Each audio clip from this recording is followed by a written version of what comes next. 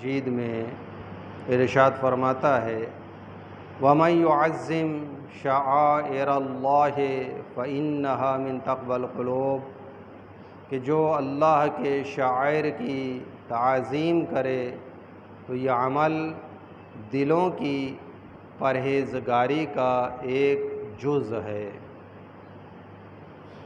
اس آیت میں خداوند تعالیٰ نے اپنے وہ شعائر کہ جو اللہ تعالیٰ کی جانب سے جن کا تذکرہ قرآن مجید میں موجود ہے اور جن شعائر کی نشاندہی رسول مقبول صلی اللہ علیہ وآلہ وسلم کے ذریعے نشاندہی کی گئی ہے، ان تمام شعائر کی تعظیم ہر انسان کے لیے لازم ضروری قرار دی گئی ہے۔ اور یہ وہ چیز کہ جو شاعر کی تعظیم ہے، اگر انسان اس عمل کو انجام دے تو اس تعظیم کے ذریعے انسان تقوی الہی اختیار کر سکتا ہے۔ یہ شاعر کی تعظیم قلوب کے جو تقوی کا باعث قرار پاتی ہے۔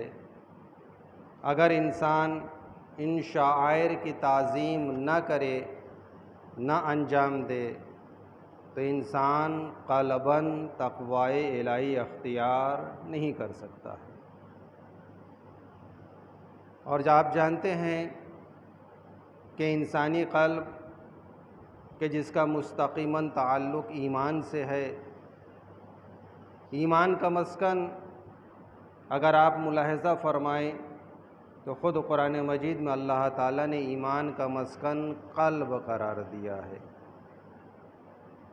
اسی لیے عصیان، گناہ جو سب سے زیادہ نقصان پہنچاتا ہے انسان کے عزو میں، وہ عزو قلب قرار پاتا ہے کہ انسان جب گناہ انجام دیتا ہے تو اس کا قلب رفتہ رفتہ سیاہی مائل ہونا شروع ہوتا ہے، اور اگر مستقل اس گناہ پر وہ اصرار کرے، تکرار کرے تو پوری طرح سے وہ قلب سیاہ ہو جاتا ہے۔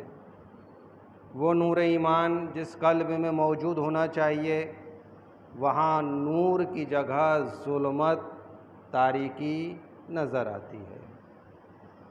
اسی لیے کہ جو انسان کا عمل سب سے بہترین عمل قرآن مجید میں جس عمل کا تذکرہ ملتا ہے وہ تقوی الہی ہے۔ اس لیے کہ صاف صاف قرآن مجید میں اللہ تعالیٰ نے ارشاد فرمایا کہ ہم صرف متقیوں کے اعمال کو قبول کریں گے۔ پتہ یہ چلتا ہے غیر متقی کے اعمال قبول بارگاہ خداوندی میں ہرگز نہیں ہو پائیں گے۔ اس لیے ہمیں اپنے عمل کو انجام دینے سے قبل جس چیز کو حاصل کرنا ہے وہ ہے تقوی الہی۔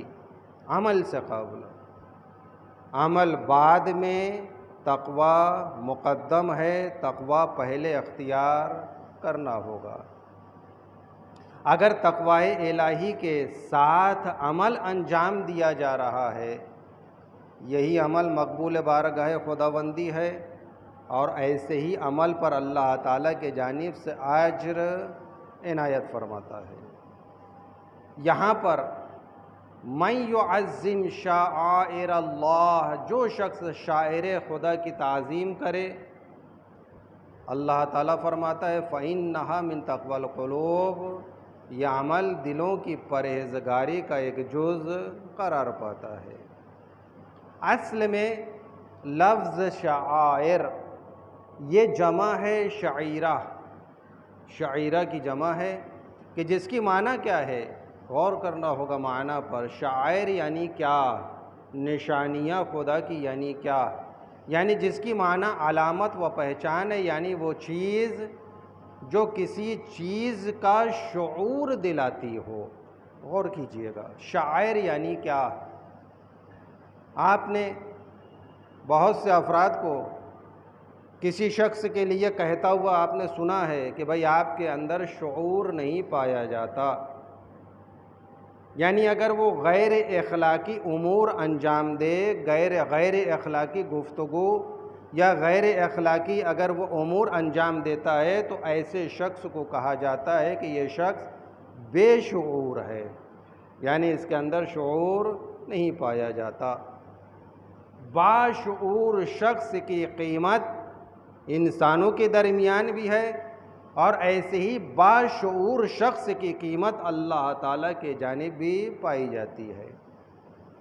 یعنی یہ شعائر کی تعظیم انسان کو شعور دلاتی ہے، باشعور بناتی ہے۔ اب اگر کوئی شاعر کی تعظیم نہ کرے تو وہ شخص باشعور نہیں ہے، بے شعور شخص ہے کہ جو شاعر کی تعظیم انجام نہیں دے رہا ہے۔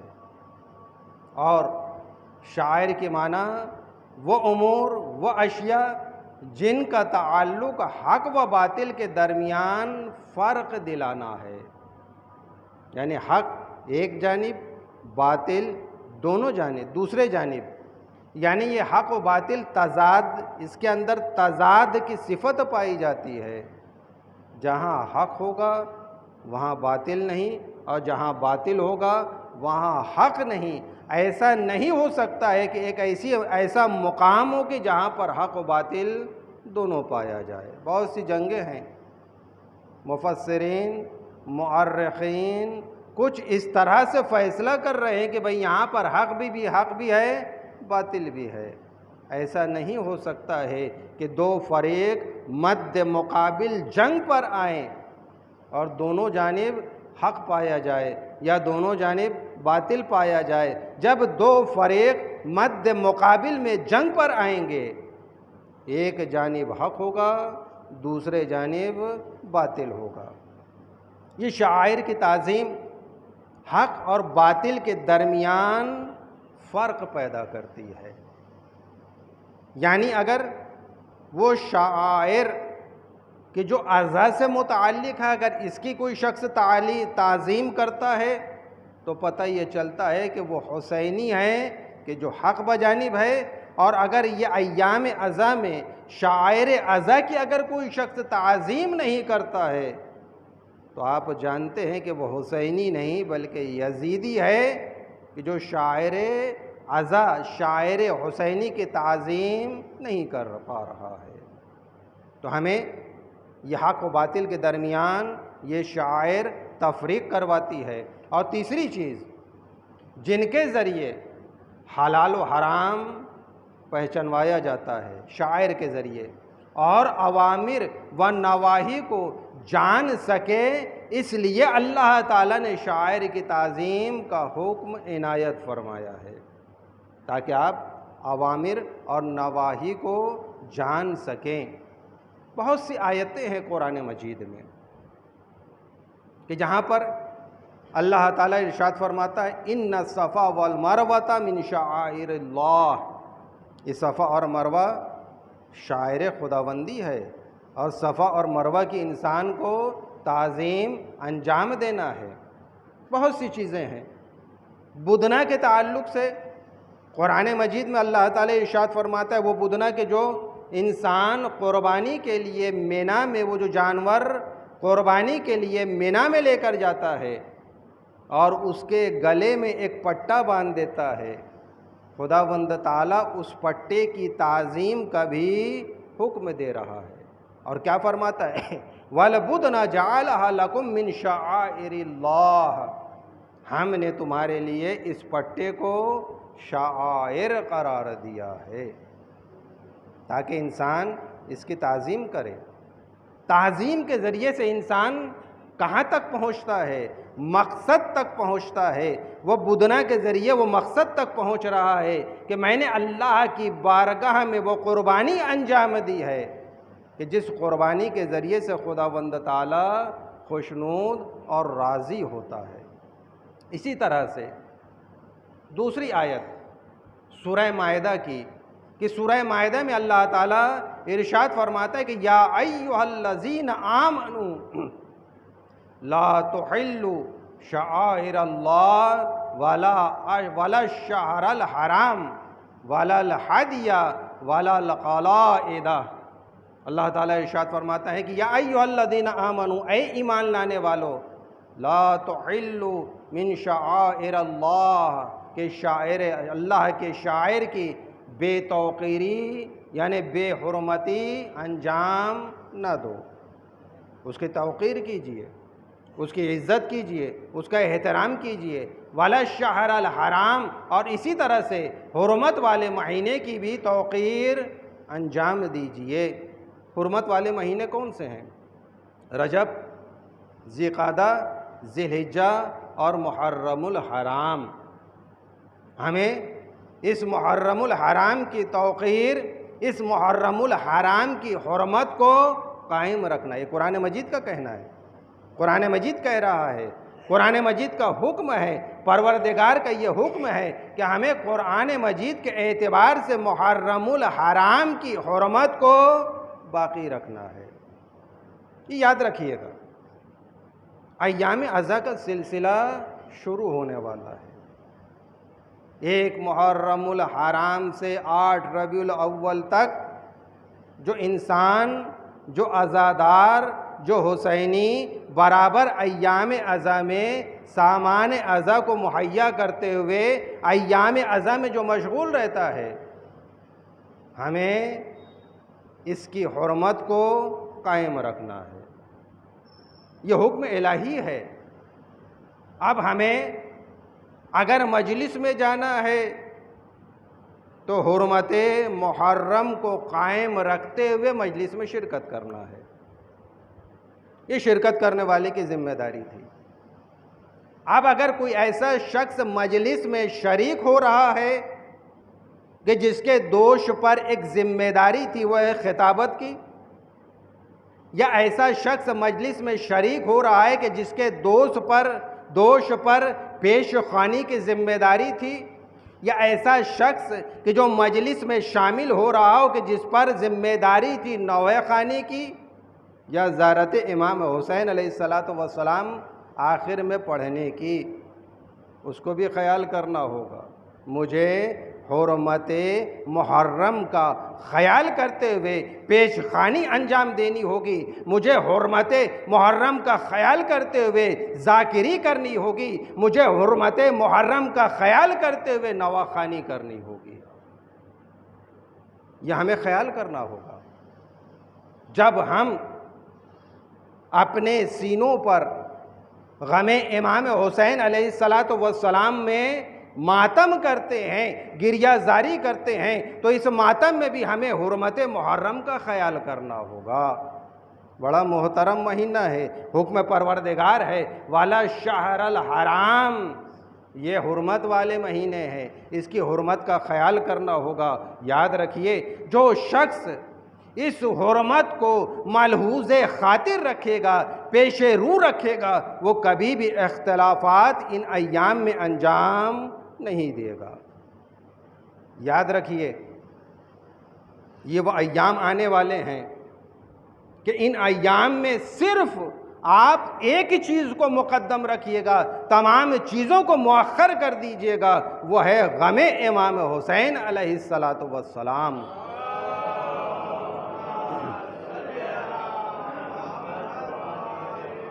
ہر مقام پر اگر غم مقدم ہوگا تو کسی مقام پر ہماری انا درمیان میں نہیں آنے پائے گی۔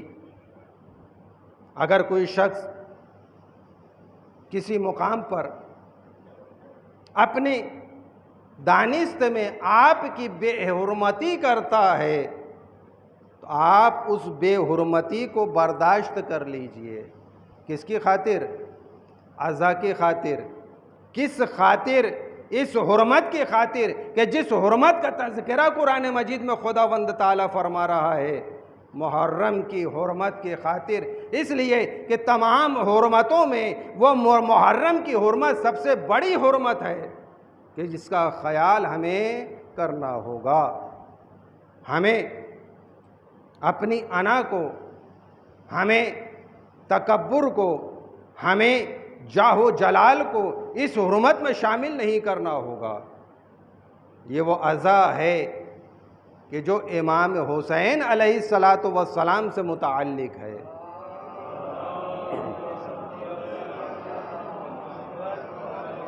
یہ عزا، یہ عمل عزا اسی وقت خالص رہ پائے گا جب اس میں ہم اپنی چیزوں کو شامل اپنے جانب سے نہ کریں۔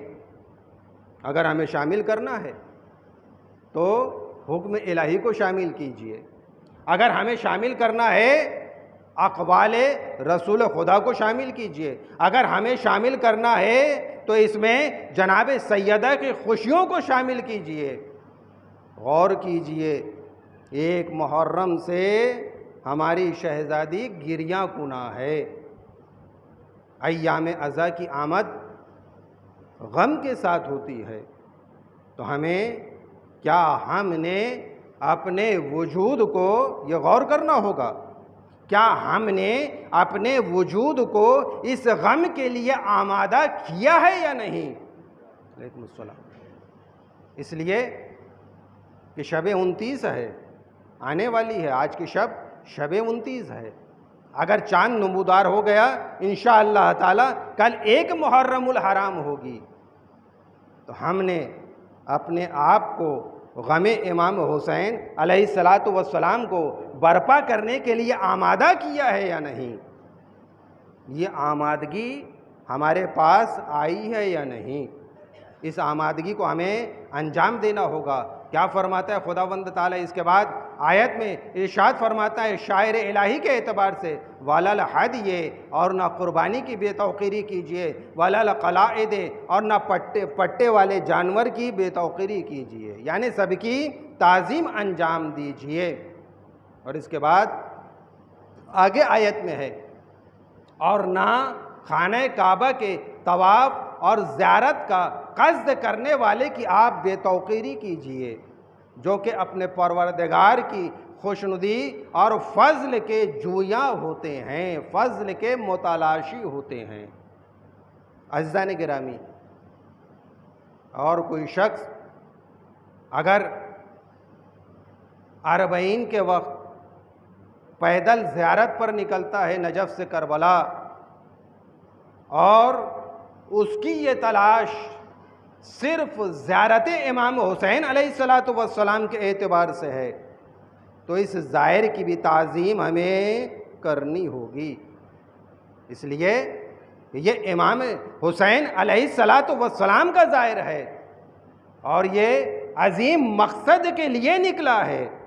اگر اس مقصد تک پہنچ جاتا ہے تو ایسا مقصد ہے کہ جو مقصد نہائی ہے، اور یہ مقصد انسان کو جنت تک پہنچانے کا ضامن قرار پاتی ہے۔ ہمیں اس مقصد کا خیال کرنا ہوگا۔ اور عزیزان گرامی، شاعر اللہ کا تذکرہ قرآن مجید میں مختصراً میں آپ کی خدمت میں 4 حصوں میں بانٹ کر پیش کیے دیتا ہوں کہ شاعر الہی خداوند تعالیٰ نے قرآن مجید میں بہت سی چیزوں کو شامل کیا ہے۔ اس میں سب سے پہلی چیز افراد و اشیاء ہے۔ افراد کو بھی شاعر خدا قرار دیا خداوند تعالیٰ نے، اشیاء کو بھی۔ قرآن مجید سب سے پہلی چیز کو جو شاعر قرار پائی ہے۔ انبیاء الہی یہ بھی شاعر ہیں، اولیاء الہی امام معصوم یہ بھی شاعر ہیں، اور ان سے متعلق تمام آثار شاعر الہی کا درجہ رکھتے ہیں۔ روضہ امام حسین یہ شاعر الہی ہے، روضہ حضرت علی ابن ابی طالب علیہ السلام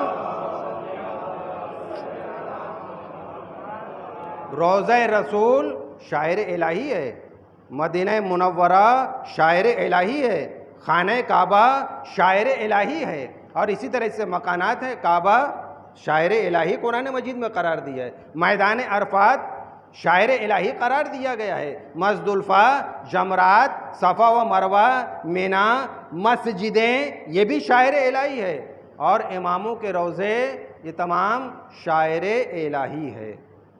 اور اس کے بعد اوقات اور لمحات کو بھی خداوند تعالیٰ نے شاعر الہی قرار دیا ہے۔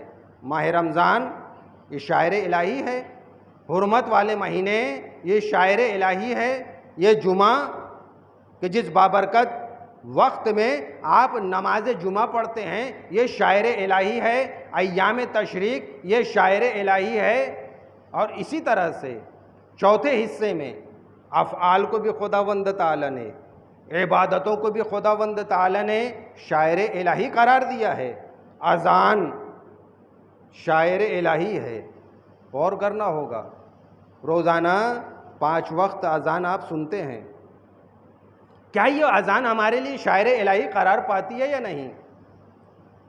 وہ اذان جو کربلا کے میدان میں جناب علی اکبر علیہ السلام نے انجام دی تھی، کیا وہ شاعر الہی نہیں ہے؟ ہمیں سمجھنا ہوگا وہ اذان شاعر الہی ہے۔ یعنی جس وقت جناب علی اکبر نے اللہ اکبر کہا ہے، یہ اللہ اکبر شاعر الہی جناب علی اکبر کے زبانی قرار پایا ہے۔ یہ اعلان خود کبریائی ہے کہ جو جناب علی اکبر علیہ السلام کے زبانی کیا جا رہا ہے۔ اور اس کے بعد جناب علی اکبر نے دیکھیے بہترین شعائر الہی، نمونہ الہی، یہ کربلا کے میدان میں امام حسین کے جانب سے کربلا کے میدان میں شعائر کو قائم کیا جا رہا تھا، اور وہ 36 کا لشکر جو باطل لشکر تھا ان کے سامنے یہ اذان بتلا رہی تھی، یہ اذان دعوت دے رہی تھی، حی علی خیر العمل، آئیے عمل خیر کے جانب، حی علی الصلاۃ، آئیے صلاۃ کے جانب، حی علی الفلاح، آئیے فلاح کے جانب۔ جس نے اس اذان کو شاعر سمجھا وہ صبح عاشورہ حر کے جیسا امام حسین علیہ السلام کی خدمت میں آ ملا۔ یہ شاعر الہی کے سمجھنے والے افراد تھے۔ حر نے سمجھا یہ شاعر الہی اس جانب ہے، شاعر کے جانب دعوت دی جا رہی ہے، اور وہ شاعر کے جانب بڑھتے ہوئے نظر آتے ہیں۔ تو ہمیں بھی شاعر الہی کو سمجھنا ہوگا۔ آج زمانہ یہ سوال کرتا ہے کہ بھئی کعبہ شاعر، روضہ رسول شاعر، چلیے کہتے ہیں کہ بھئی ہم نے مان لیا امام حسین علیہ السلام کا روضہ شاعر الہی، لیکن آپ لوگ یہ جو روضہ شبیہ روضہ امام حسین بناتے ہیں جس کا نام تعزیہ ہے، یہ کس طرح سے شاعر، اس کا احترام کیوں کیا جائے؟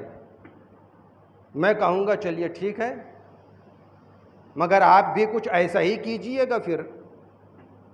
وہ اس لیے کہ میں نے آپ کی خدمت میں بیان کیا، قرآنی اعتبار سے کعبہ شاعر الہی، تو اب آپ اگر مکہ جاتے ہیں تو کعبے کو چومیے گا، غلاف کعبے کو نہ چومیے گا، اس لیے کہ اللہ تعالیٰ نے غلاف کعبہ کو شاعر نہیں قرار دیا ہے بلکہ کعبے کو شاعر قرار دیا ہے۔ تو آپ یہی کہیں گے اس لیے کہ یہ غلاف کعبہ کعبہ پر ڈال دیا گیا ہے، یہ غلاف کعبہ کعبہ سے منسوب ہو گیا ہے، اس لیے یہ مقدس بھی ہو گیا ہے اور قابل تعظیم بھی قرار پایا ہے۔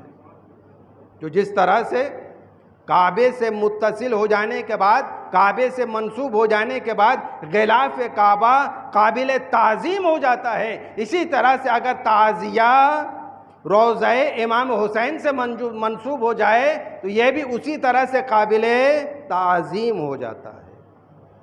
اس اعتبار سے ہم اس کی تعظیم کرتے ہیں۔ شاعر یعنی کیا؟ نشانیاں، یعنی وہ نشانی کہ جو اس مقصد تک، اسی لیے میں نے شروع میں کہا تھا کہ مقصد تک پہنچا دینا یہ شاعر کا کام ہوتا ہے۔ ہم تعزیہ دیکھ کر، تعزیے کے احترام کر کے، تعزیے کو نصب کر کے، علم کو نصب کر کے، ذوالجناح شبیہ ذوالجناح کو نکال کر یہ ہم بتلانا چاہتے ہیں کہ یہ تمام جو چیزیں ہیں یہ سامان عزا ہیں۔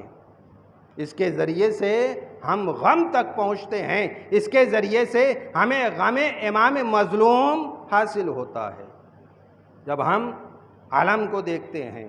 یاد رکھیے یہ علم ہمیں وفائے جناب عباس علمدار نظر آتی ہے، یہ نسبتیں ہیں۔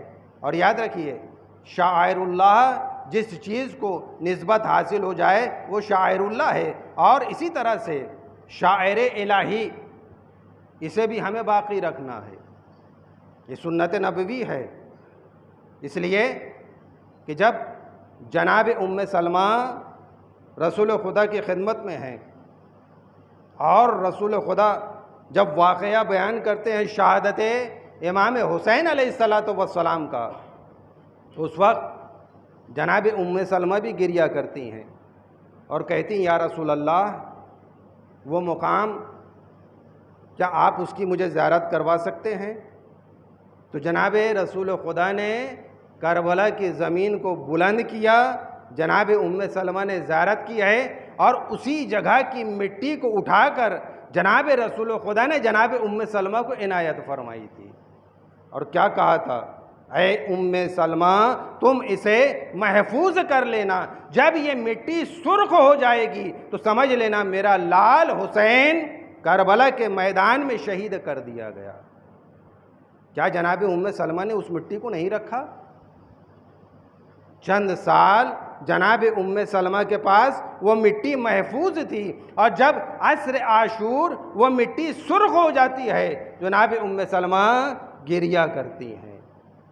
یہ سنت نبوی ہے جس کو ہمیں قائم رکھنا ہے، ایام عزا کو ہمیں قائم رکھنا ہے۔ اور اسی طرح سے قرآن مجید میں ایک بڑا پیغام ملتا ہے، وَمَن يُعَظِّمْ حُرُمَاتِ اللَّهِ فَهُوَ خَيْرٌ لَهُ عِندَ رَبِّهِ، جو کوئی خدا کی حرمت یعنی قابل احترام والی چیزوں کی تعظیم کرے گا تو یہ اس کے پروردگار کے یہاں اس کے حق میں بہتر ہے۔ ہمیں تعظیم کرنا ہے، یہ عمل عزا جس کے لیے ہمیں آمادہ ہونا ہے، ہمیں عزا کے لیے آمادہ ہونا ہے۔ اللہ تعالیٰ سے ہم یہ دعا کرتے ہیں کہ خداوند تعالیٰ جو بھی ہم عمل عزا کو انجام دیں خداوند تعالیٰ اسے تو قبول فرمانا، ہمارے گناہوں کو بخش دینا، امام کے ظہور میں تعجیل فرمانا، ان کے اعوان انصار میں شمار فرمانا۔ بسم اللہ الرحمن الرحیم والعصر ان الانسان لفی خسر الا الذین آمنوا وعملوا الصالحات وتواصوا بالحق وتواصوا بالصبر۔